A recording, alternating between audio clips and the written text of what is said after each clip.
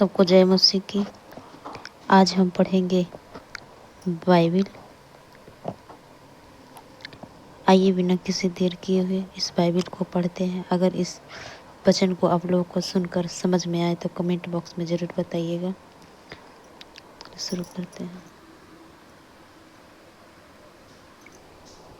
मत्ती अध्याय 2। हेरोदेस राजा के दिनों में जब यहूदिया के बैतलहम में यीशु का जन्म हुआ, तब पूर्व से कई ज्योतिषी यरूशलेम में आकर पूछने लगे, यहूदियों का राजा जिसका जन्म हुआ है कहाँ है? क्योंकि हमने पूर्व में उसका तारा देखा है और उसको झुककर प्रणाम करने आए हैं। यह सुनकर हेरोदेस राजा और उसके साथ सारा यरूशलेम घबरा गया और उसने लोगों के सब प्रधान याजकों और शास्त्रियों को इकट्ठा करके उनसे पूछा, मसीह का जन्म कहाँ होना चाहिए?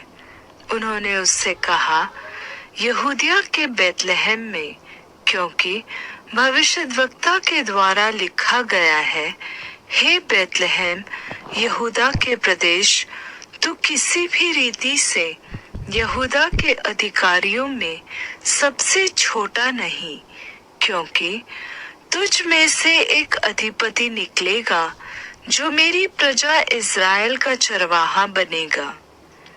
तब हेरोदेस ने ज्योतिषियों को चुपके से बुलाकर उनसे पूछा कि तारा ठीक किस समय दिखाई दिया था, और उसने यह कहकर उन्हें बैतलहम भेजा, जाकर उस बालक के विषय में ठीक ठीक मालूम करो, और जब वह मिल जाए तो मुझे समाचार दो, ताकि मैं भी आकर उसको प्रणाम करूं।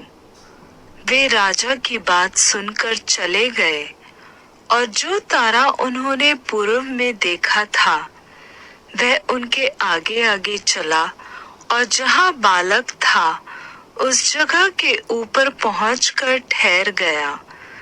उस तारे को देखकर वे अति आनंदित हुए, और उस घर में पहुंचकर उस बालक को उसकी माता मरियम के साथ देखा, और दंडवत होकर बालक की आराधना की, और अपना अपना थैला खोलकर उसे सोना और लोबान और गंधरस की भेंट चढ़ाई।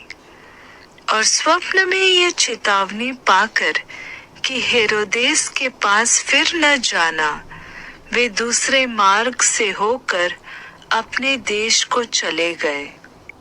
हालेलुया। अगर आप लोगों को ये वचन सुनकर अगर समझ में आया है तो कमेंट बॉक्स में ज़रूर बताएं। सबको जय मसीह की।